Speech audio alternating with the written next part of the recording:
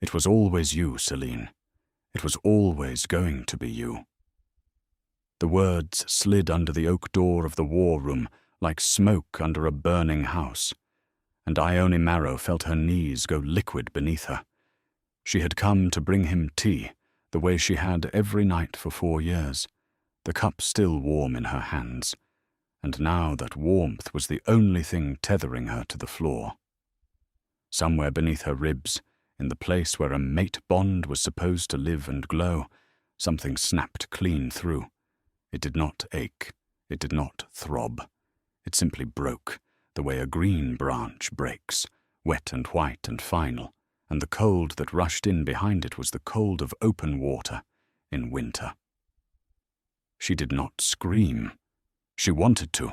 The scream was there, coiled at the base of her throat like a living thing, but she pressed her lips together and let it die unborn, because she had learned long ago that in the halls of Ashenvale the walls had ears, and every ear belonged to someone who would sell her tears for favor. So she stood very still, and she listened, and she let the man she had loved finish the sentence that would end the only life she had ever known. She was a good arrangement, Calen Thornwild said, and his voice had that low, easy warmth she had once believed was only for her. A treaty on 2 legs. Her father brought me the Eastern Territories and a truce with the river packs, and for that I owed the man a bride. But a debt paid is a debt done, Selene. Ione served her purpose. You were never a purpose. You were the thing I actually wanted. Ione heard the rustle of silk, the soft catch of breath that meant they were closer now than 2 people should stand, and she understood with a clarity so sharp it was almost peaceful that the wedding she had spent 3 seasons planning had never been a beginning. It had been a receipt. She was the signature at the bottom of a bargain, and the ink had finally dried. Her hands did not shake. That surprised her later, when she had room to be surprised by anything. In the moment, there was only the strange, floating calm of a person who has just been shown the exact shape of her own foolishness and finds it smaller and plainer than she feared. She set the teacup down on the sideboard in the corridor without a sound, aligning the handle just so, the way she had been trained to do everything in that palace, quietly, correctly, invisibly. Then she turned and walked back down the long gallery where the portraits of dead alphas watched her go, their painted eyes as indifferent to her leaving as they had been to her arriving. She did not run. Running was for prey, and she had spent 4 years being told she was safe, cherished, chosen, and if all of that had been a lie, then at least she could take the truth and wear it like armor. Behind that door, her best friend since childhood, the girl who had braided her hair before the mating ceremony and wept prettily and called her sister, was pressed against the chest of the Alpha King and being told she was the thing he actually wanted. Ione let the fact settle into her, all the way down, until it stopped being a wound and started being a foundation. And there, in the cold gallery beneath the indifferent dead, she made the only vow that mattered. Not revenge. Not yet. Just this, that the next time Calen Thornwild spoke her name, it would not be to dismiss her. It would be to beg. She had until sunrise. She knew that the way she knew the tide schedules of the northern coast and the interest rates of the merchant guilds and a dozen other things a decorative queen was never supposed to bother her pretty head about. Calen would want the announcement made cleanly. He was a proud man, and proud men hate mess. He would keep Selena hidden until the treaty had fully matured, until the river packs were too tangled in his obligations to object, and then he would find some gentle-sounding reason to set Ione aside. A failure to conceive, a fragile constitution, an amicable dissolution for the good of the realm. He would give her a cottage somewhere soft and green and far away, and an allowance, and the world would murmur about how generous the Alpha King had been to his barren little bride, and she would grow old in a cage so pleasant she might almost forget it was a cage. She had watched it happen to other women. She had brought them tea, too. Not her. She climbed the servants' stair rather than the grand one, her slippers silent on the stone, and she thought about the years she had spent being underestimated, and realized, with something that was almost gratitude, that they had left her free. No one watches the woman they have already decided is furniture.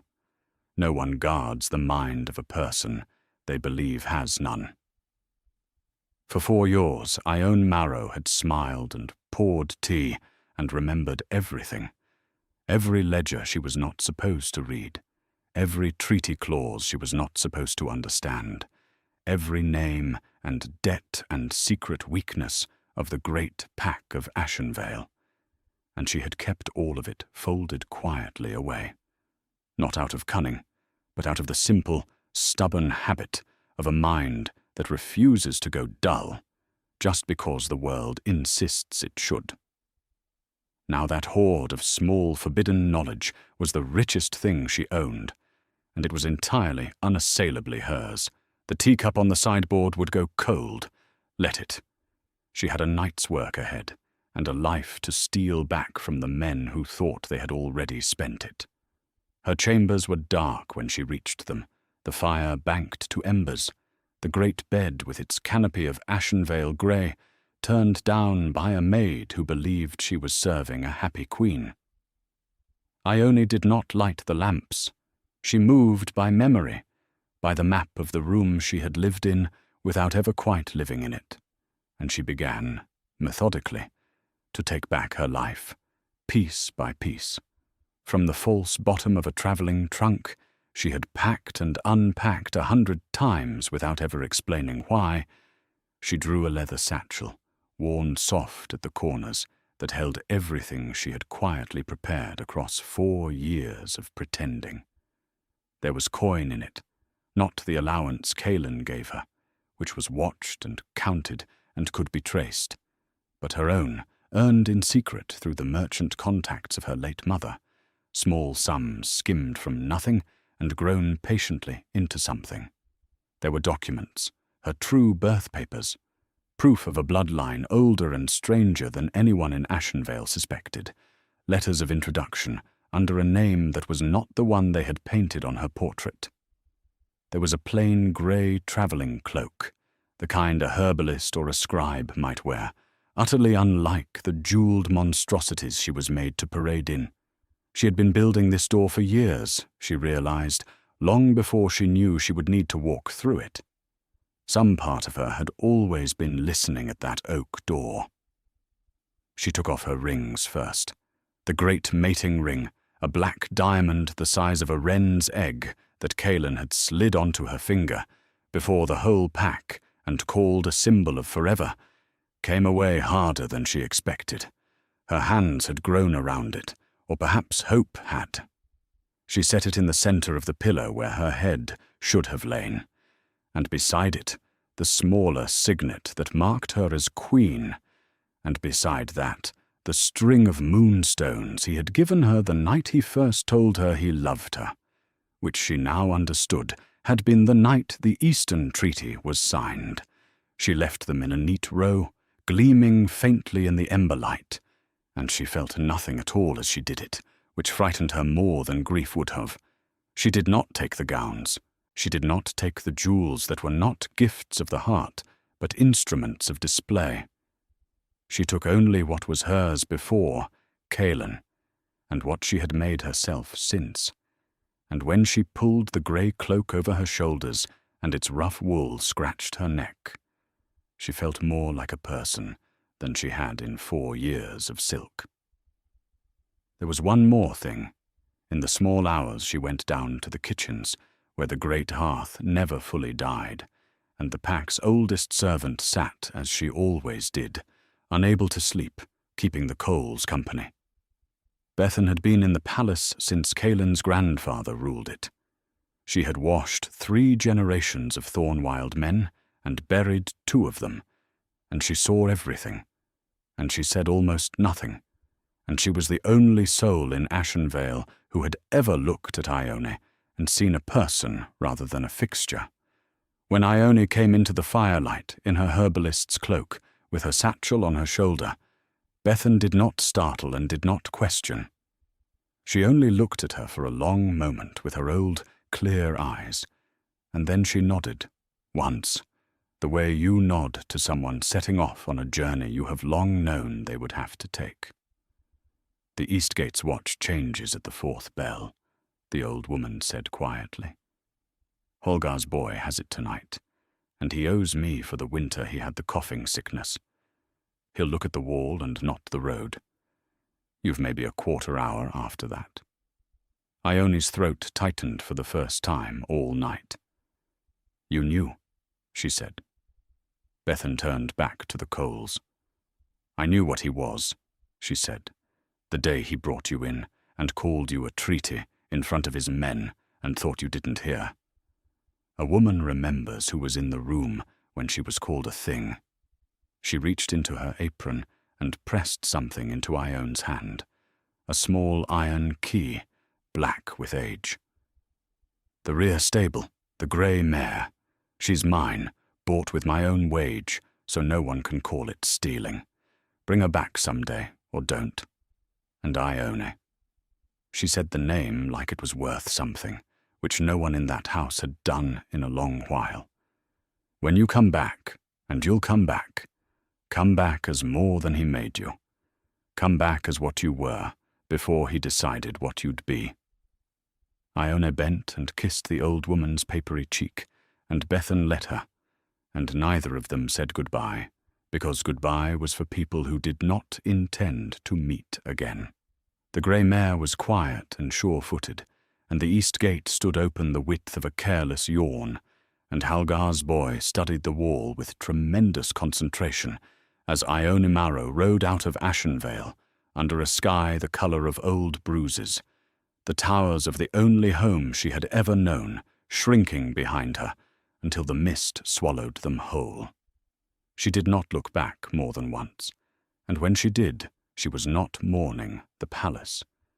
She was fixing it in her memory, every window, every gate, every weakness she had catalogued across 4 silent years, because she knew, with the certainty of a woman who has decided to survive, that one day she would need to know exactly how a place like that could be brought down from the inside. The bond that had snapped in the corridor still bled somewhere below her thoughts, a phantom ache in a limb she no longer had, and she let it hurt. Pain was information. Pain told you what you had valued and what had been taken.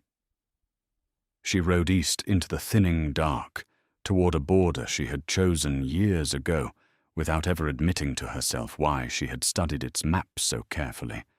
And by the time the first grey light bled up over the hills, the Alpha King's discarded queen was gone from his kingdom as completely as if she had never existed. He would not notice until mid-morning. By then she would be beyond his reach, and by the time he understood what he had lost, she intended to be beyond his imagining as well.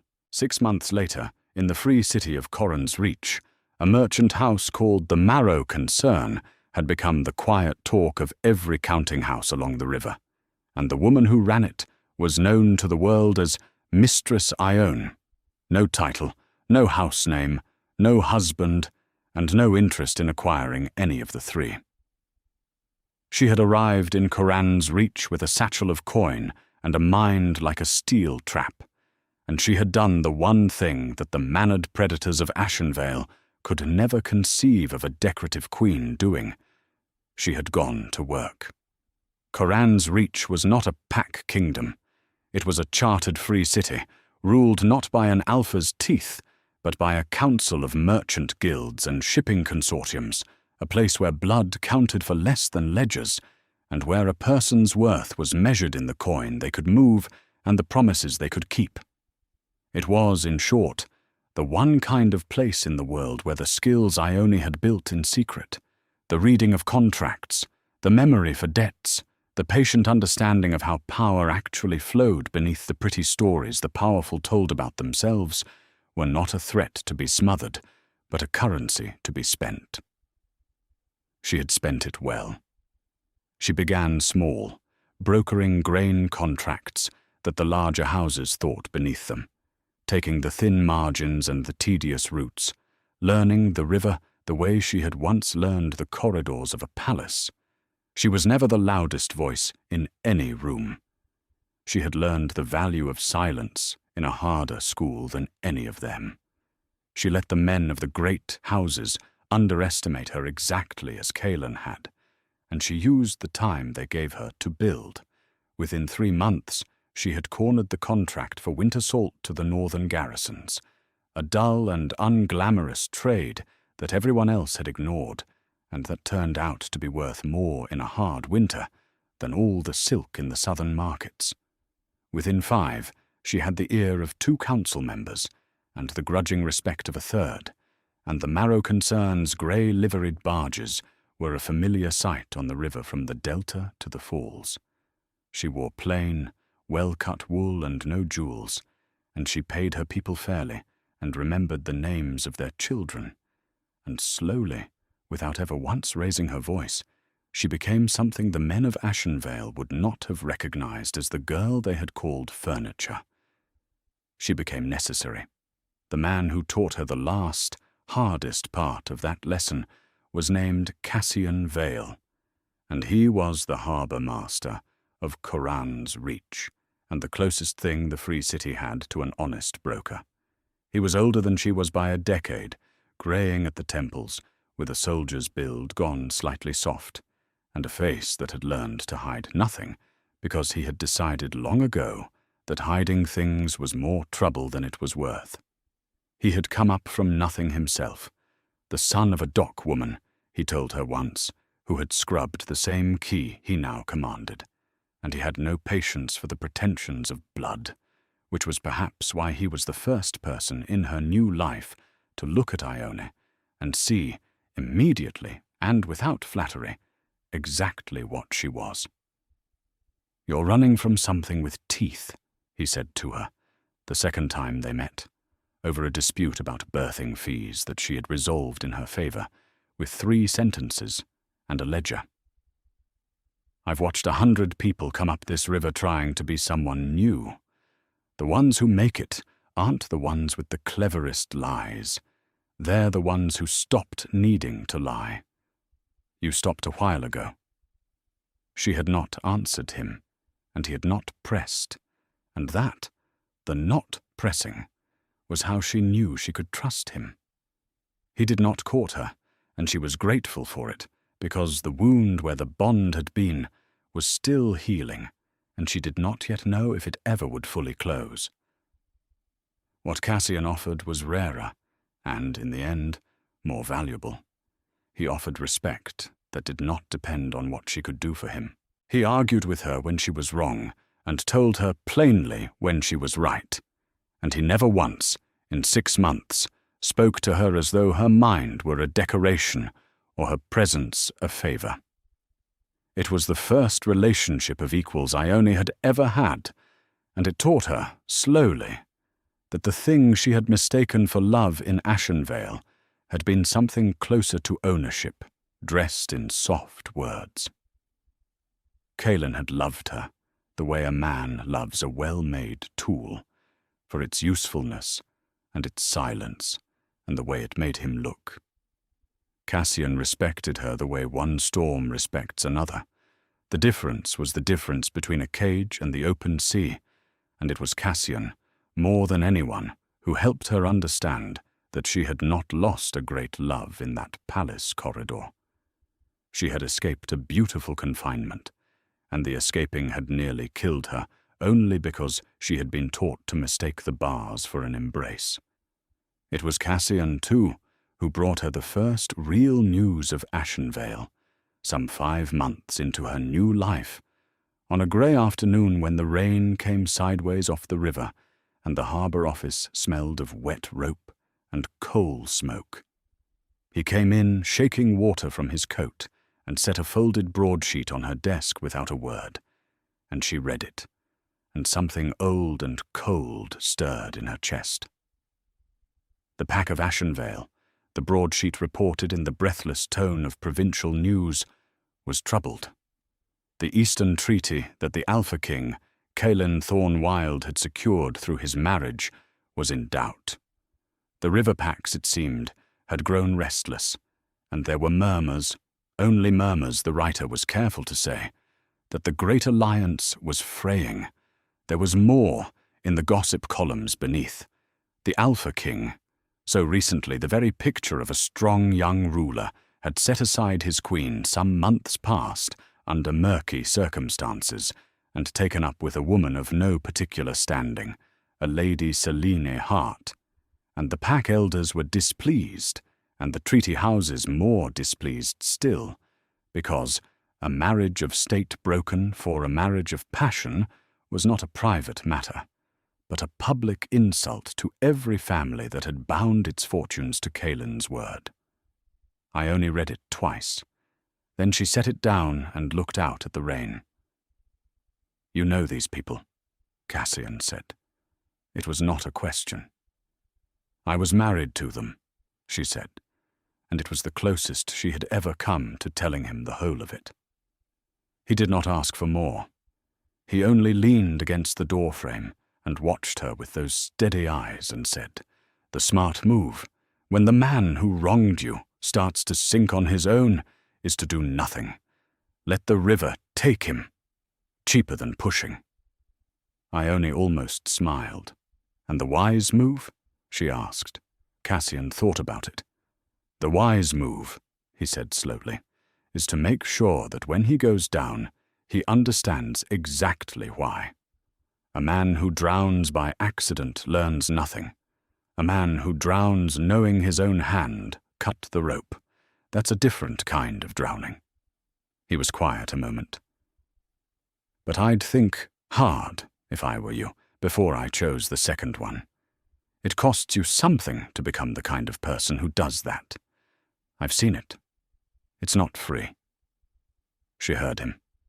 She sat with it as the rain hammered the windows and the barges creaked at their moorings, and she understood that she stood at a crossing between the woman she had been and the woman she was becoming, and that Kaelin Thorn-Wild's ruin was already in motion, whether she touched it or not.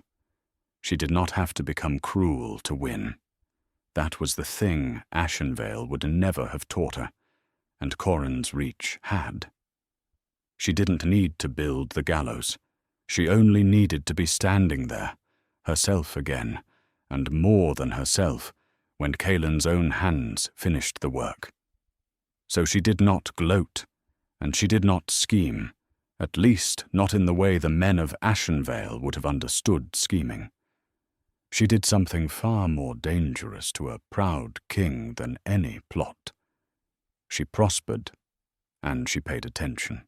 She let it be known, quietly, through the merchant channels she had cultivated, that the Marrow concern was interested in the riverpack trade, the timber and the furs and the iron that flowed down from the eastern territories that Kaelin's marriage had been meant to secure. And because she paid fairly and kept her word and asked no one to bleed for her, the riverpacks, who had grown so weary of the Alpha King's arrogance, found themselves doing business with a plain-spoken merchant woman from Corin's Reach, who treated them as partners rather than vassals. She was not trying to steal Kaelin's alliance. She did not have to. She simply offered the Eastern Lords something he never had: respect without a leash.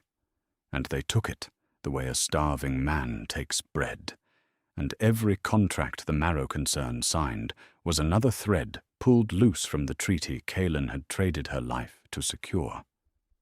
She never wrote his name in any ledger. She never had to. The unravelling was his, and hers only in that she had woven the better cloth.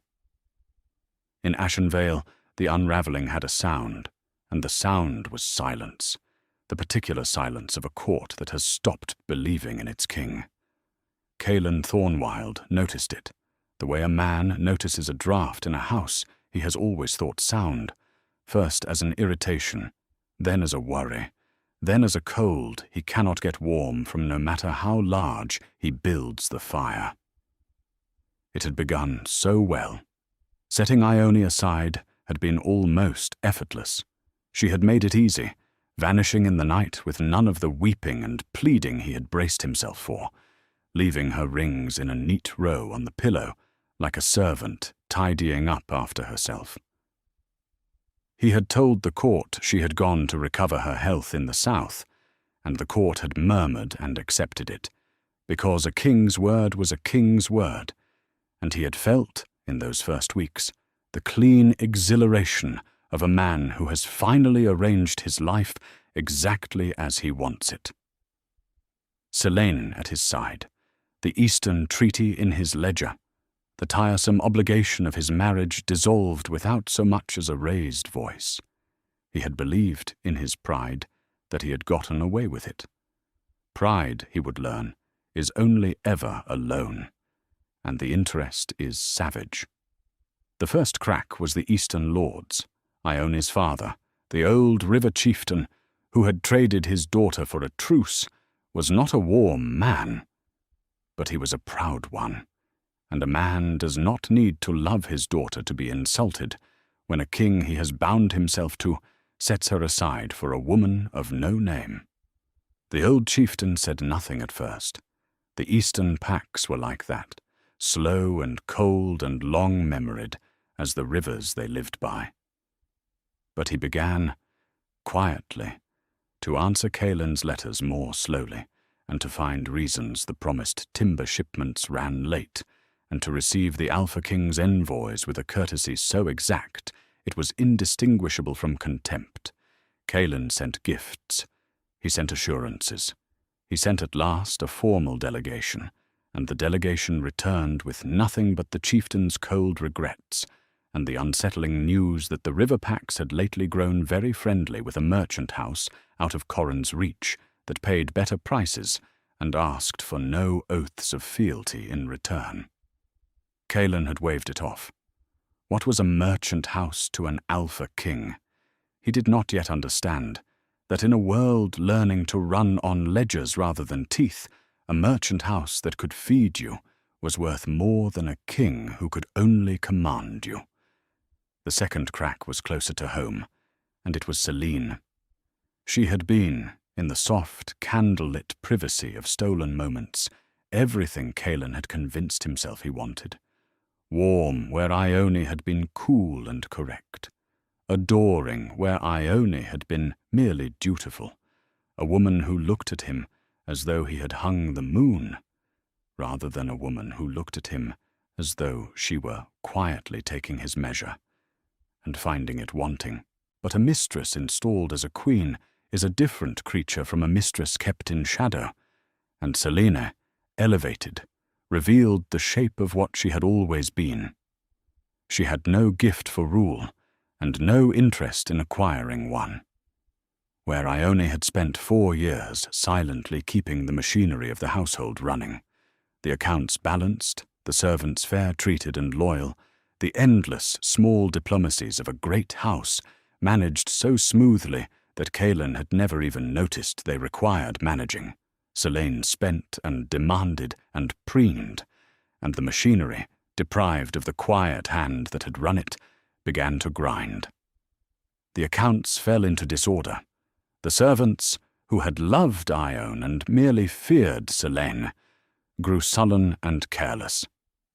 The great house of Ashenvale, which had seemed so effortlessly magnificent, began to show, in 100 small ways, that its magnificence had been a labor, and that the laborer was gone.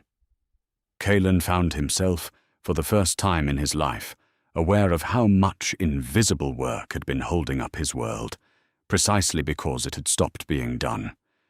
He began to think of Ione. He did not want to. He told himself it was only the household, only the treaty, only the practical inconveniences of her absence. but the truth crept in at the edges, the way truth does in the quiet hours when Selene had gone to her rooms in a temper over some slight, and the great bed was cold, and the accounts lay unbalanced on his desk. He remembered, unwillingly, the way Ione had once solved in an afternoon a dispute among the timber factors that had baffled his stewards for a month, and how she had done it without ever telling him she had done it, so that he had taken the credit and never thought to wonder how it had been managed. He remembered 100 such things now that they had stopped happening. He remembered that she had never once raised her voice, and that he had mistaken her silence for emptiness, and he began, in those cold hours, to suspect that the silence had not been empty at all, that it had been full, all along, of a mind he had never bothered to look at, doing work he had never bothered to see. The suspicion was intolerable, and so he pushed it away, and he sent for wine, and he told himself that a king doesn't miss furniture. But the draught in the house was cold, and it was getting colder, and no fire he built seemed to reach it. The third crack was the one that finally frightened him, because it came from a direction he had not thought to guard. There was a lord in the south of his own kingdom named Draven Corrigan, a distant cousin of the Thorn-Wild line, a man with a great deal of land and a small, patient, predatory ambition. Draven had always been loyal, outwardly, exactly loyal, the kind of loyal that is careful never to be more so than the times require. Cailan had never much thought about him. Now, as the Eastern Treaty frayed, and the court's faith in its king thinned like ice in a thaw, Draven Corrigan began, very gently, to be seen. He hosted the disaffected elders at his southern estate, and listened to their grievances with grave sympathy. He sent his own envoys east, and unlike the kings, they came back smiling. He spoke, always, in tones of deepest concern for the stability of the pack and the honor of the Thorn-Wild name, and every word of that concern was a knife he was sharpening in the open, trusting that Cailan was too proud to believe anyone would dare. Cailan was too proud. He saw Draven's maneuvering and named it flattery, saw the elders drifting south and named it a passing sulk, and all the while the ground he stood on was being quietly cut from beneath him by a cousin who had understood something Cailan never had, that power does not belong to the one who holds the title, but to the one who holds the room. And the room was turning, chair by chair, away from the king who had traded a treaty for a whim, toward the patient man in the south who was so very, very concerned. Ione learned all of it, in time, the way she learned everything now, patiently, from many small sources assembled into a whole. Cassian's harbor was a river of news as well as goods, and the Marrow concern's grey barges carried gossip as reliably as salt. She learned of the Eastern Lord's coldness, which was partly her own quiet work. She learned of Selena's disastrous queenship, and felt, to her own surprise, no triumph in it, only a weary sort of recognition. She had known Selene since they were girls, and she had always known, in some closed-off room of her heart, that her friend's warmth was a currency spent for advantage, not a gift given freely. And she learned of Draven Corrigan, and that was the news that made her set down her pen and sit very still, because Draven Corrigan changed the shape of everything. She had catalogued him, once, in her 4 silent years, a southern cousin, land-rich, careful, a man who smiled at the king and watched him the way a patient watches a clock. She had noted him and filed him away as a thing to keep an eye on, and now, from 100 miles away and half a life removed, she watched him move against Cailan and understood, with a cold clarity that Cailan himself did not yet possess, that her former husband was no longer the most dangerous man in his own story. He had become the prey, and a prey animal, cornered, does one predictable thing. It runs to whatever it believes to be strong. It was only a matter of time, Ione realized, before Calen Thornwild came looking for allies beyond his crumbling borders. Before he came, without knowing it, to her. She had not planned for it to happen the way it happened, though later she would wonder whether some part of her had arranged the ground so that it could. It was the height of the trading season in Coran's Reach, and the Merchant Council had called its great annual convocation, the one gathering of the year at which every house of consequence sent its principals to negotiate the contracts that would govern the river for the next 12 months. The Marrow concern, 6 months old and already the 4th largest house on the water, had a place at that table now, and Ione took it herself in her plain grey wool at the long dark table in the council hall, while the rain of another river autumn drummed on the high windows. She had built this. Every eye that turned to her when she entered the hall turned in respect, or calculation, or envy, but not one of them turned in pity or dismissal, and she had earned that transformation with her own hands and her own mind and the long patient labor of 6 months that had felt like 6 years. She was seated near the head of the table, between Cassian and a grain factor from the Delta, when the great doors opened and the council's herald announced a petitioner from the Pack Kingdoms of the interior come to seek the favor of the Free City's houses, and Calen Thornwild walked into the room. She knew him before the herald finished the name. She would have known him in the dark, by the sound of his step, by the particular way he carried the weight of his own certainty, though the certainty, she saw at once, was frayed now, worn thin at the edges like a coat kept too long. He had come as a supplicant, though he had dressed it up in the trappings of a diplomatic mission.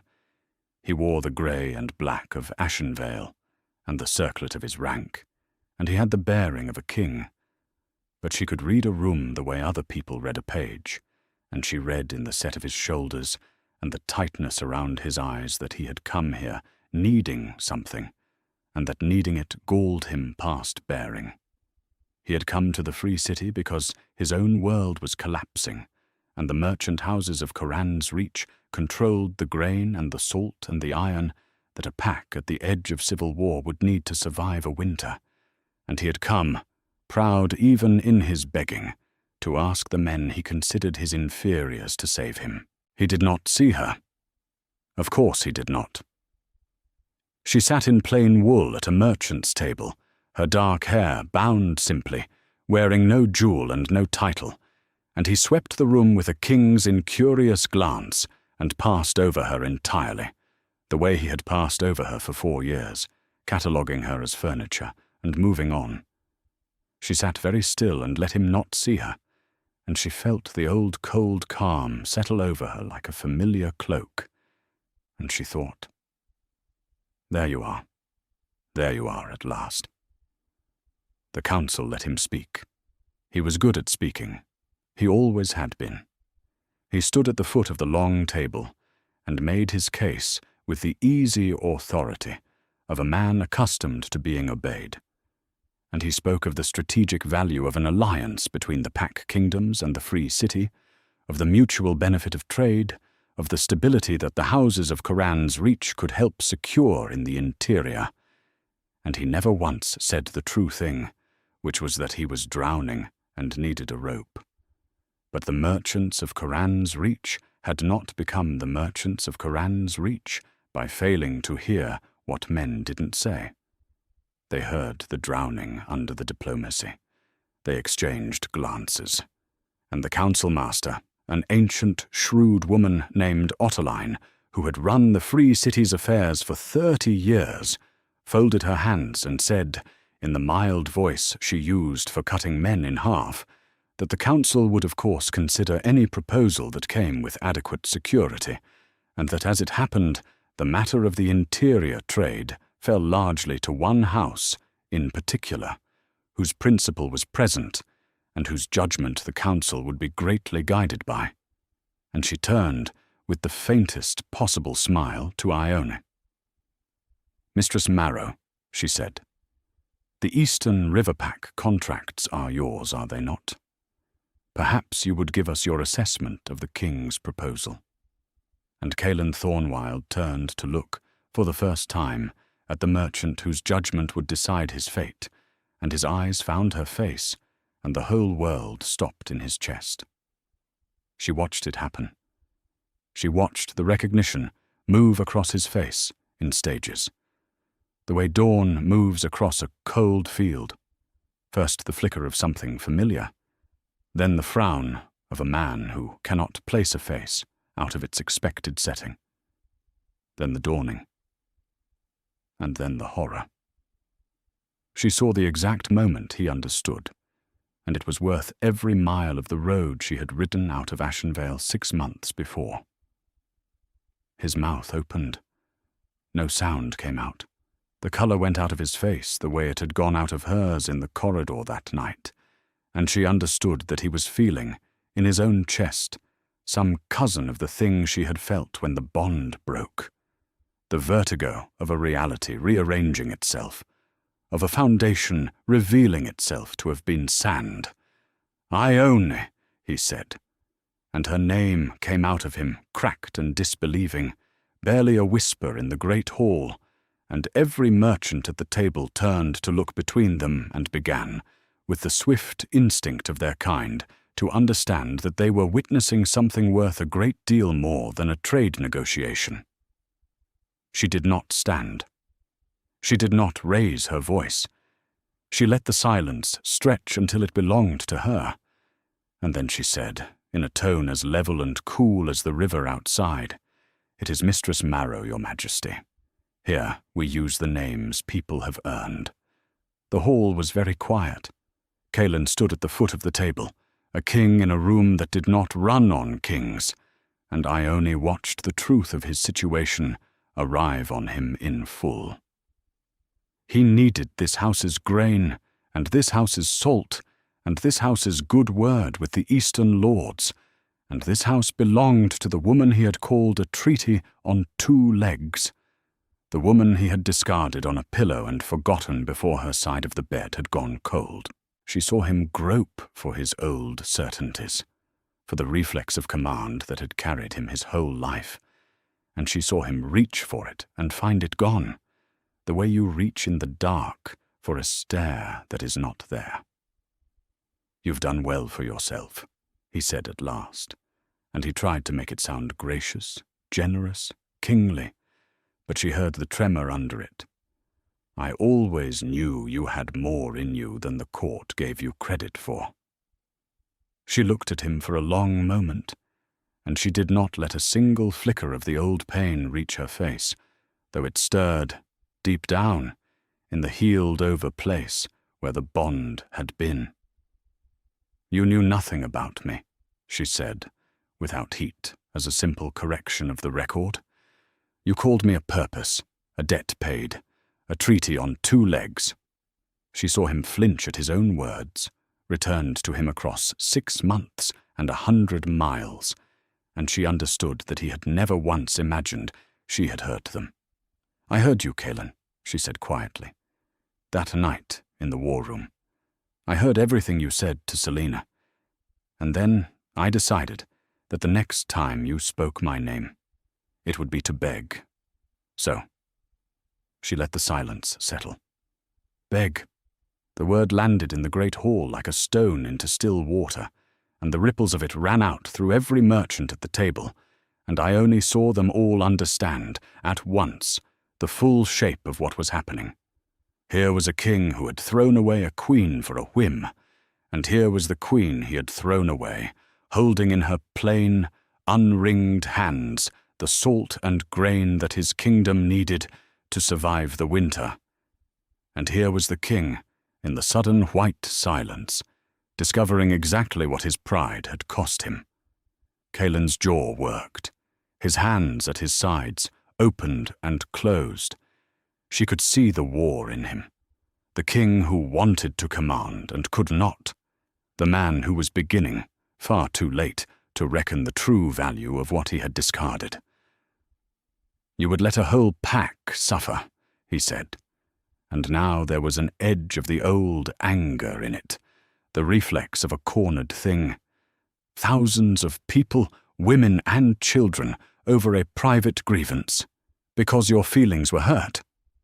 And Ione felt Cassian shift beside her, ready to speak, and she stilled him with the smallest movement of her hand, because this was hers to answer, and she had waited 6 months to answer it. "You mistake me, Your Majesty," she said, and she rose now, at last, slowly, to her full height, and the plain grey wool fell around her like the robes of an office, more real than any crown. "I will not let a single child in the Eastern Territories go hungry this winter. The marrow concern already feeds them. It has for months, at fair prices, under fair terms, which is more than their king ever offered them. Your people are not my grievance. They never were." She let that stand. "You are my grievance. And here is the difference between us, Kaelin, the difference you were never able to see. I would never punish the innocent to reach the guilty. You never learned to tell them apart." She watched the words go into him. "The Eastern lords will have their grain, whether you sit on the throne of Ashenvale or whether Draven Corrigan does. That is already decided, and it was decided by my ledgers, not your teeth. What is not decided, what you came all this way to ask for, though you were too proud to say it plainly, is whether the free city will lend its weight to your throne or withhold it, whether the houses of Khorran's reach will help a failing king hold his crown, or let it fall to the cousin who is even now hosting your elders at his southern table and smiling while he sharpens the knife." She saw the shock of that land, saw him realize how much she knew, how thoroughly she had been watching, how completely the furniture had understood the room. "You did not come here for trade," she said softly. "You came here to survive, and you came, without knowing it, to me." He was silent for a long time. The rain filled the silence, and then, slowly, something in Kaelin Thornwild's face changed, and it was not the change she had expected. She had braced for fury, for the cornered animal's lunge, for the king who would rather burn than beg. What she saw instead was something worse for him and stranger for her. She saw understanding. She saw the arrogance drain out of him and leave behind a man who had, perhaps for the first time in his life, run entirely out of certainties, and in the wreckage of them he was seeing her, actually seeing her, the whole of her, the mind and the will and the years of quiet labor he had stood on without ever looking down. And she watched him grieve, in real time, the enormity of what he had thrown away. "It was always you," he said, and the words were the same words she had heard through the oak door 6 months before. But they were turned now, reversed, pointed the other way, and she felt them strike the healed-over place in her chest and, to her own surprise, not break it. "I said those words to the wrong woman," he said, very low. "I understand that now. Everything I built, everything that worked, everything that held, it was you. I stood on you for 4 years and called it my own strength, and I threw you away for a woman who could not run a household, to secure a treaty I've already lost, and I told you to your face that you were nothing but a debt paid." He shook his head slowly, like a man waking. "Gods! I told you that to your face." He looked at her, and for one raw moment he was not a king, and she was not a merchant. They were only 2 people looking across the ruin of a marriage, one of whom had built something out of the wreckage, and one of whom had built nothing at all. "I'm asking you," Kaelin Thornwild said, and his voice broke on it, and the whole council heard the Alpha King beg. "Not as a king, as a man who was a fool. Help me hold what's left, and I will spend the rest of my life trying to be worth 1/10 of what you are. Come back. It was always you. Let it be you again." And there it was, the thing she had ridden out of Ashenvale to win. The next time he spoke her name, it had been to beg, exactly as she had vowed, and he had begged not for grain, but for her, and the whole grand room hung silent on her answer. She let the moment stretch. She thought about the girl who had poured his tea for 4 years and remembered everything. She thought about the neat row of rings on the pillow, and the grey mare, and Bethan's voice in the firelight telling her to come back as more than he had made her. She thought about Cassian, sitting beside her, who had never once asked her to be smaller than she was. And she felt, moving through her, not triumph, and not the sweet poison of revenge she had half expected, but something quieter and far more complete, the simple, settled knowledge of her own worth, held at last in her own 2 hands, needing no one's confirmation, least of all his. "No," she said. "Just that." And into the silence that followed she went on, unhurried, merciful in the way that is the deepest form of power. "I believe you, Kaelin. I believe that you finally see me, and I believe that you're sorry, and I believe that if I walked back into Ashenvale tonight, you would spend a year, perhaps even 2, treating me like something precious. And then the treaty would be secure, and the household would run smoothly again on my labor. And slowly, so slowly, you would never notice you were doing it. You would set me back on the shelf where you keep the useful things. Because that is who you are. You don't love people, Kaelin. You use them, and when you're frightened, you call the using love. I know the difference now. I didn't when you married me. Coran's reach taught me." She gathered her papers, calmly, the meeting effectively over. "You want me to save you, but you don't want me. You want the woman who ran your house and never asked to be seen. She doesn't exist anymore. I buried her on a pillow in Ashenvale, next to your rings." Kaelin Thornwild stood in the great hall of the Merchant Council of Coran's Reach and understood, fully and finally, that he had lost, and that he had lost not in a single stroke, but slowly, over years, in 1,000 small failures of attention that had felt like nothing at the time, and added up to everything. He did not rage. There was nothing left to rage with. He looked at Ione for a long moment, and she let him look, and then he inclined his head. Not the shallow nod a king gives an inferior, but the low bow one gives an equal or a better. And the sight of the Alpha King of Ashenvale bowing to a merchant woman in plain grey wool would be told and retold along the river for a generation. But Ione was not finished, because mercy, real mercy, is not the absence of judgment. It is judgment delivered without cruelty, and she had one more thing to give him, and it was the most valuable thing she owned. "Sit down, Your Majesty," she said, and the gentleness in her voice was more terrible than any anger. "You came here to survive the winter, and I am going to let you, because your people did nothing to earn Draven Corrigan, and because I meant what I said about telling the innocent from the guilty." She looked down the table at the council master, at Ottoline, who was watching all of this with the bright, delighted eyes of a woman who has not been this entertained in years, and something passed between the 2 women, some silent agreement of the shrewd. "The Marrow concern will supply Ashenvale through the winter," Ione said, to the room, in the voice of a principal announcing a contract. "Grain, salt, and iron at fair market rate, secured against the eastern timber revenues, and the Free City will send observers to the Pack Kingdoms to ensure the stability of a trading partner." She turned back to Kaelin. "You will keep your throne, most likely, Because a well-fed pack does not overthrow its king, and Draven Corrigan's ambition depends on your people being desperate.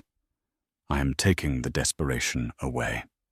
That is how I fight, Kaelin, not with teeth, with bread. She let the smallest, driest thread of humor into her voice, the first she had allowed herself. You may tell your court that the Free City has been generous.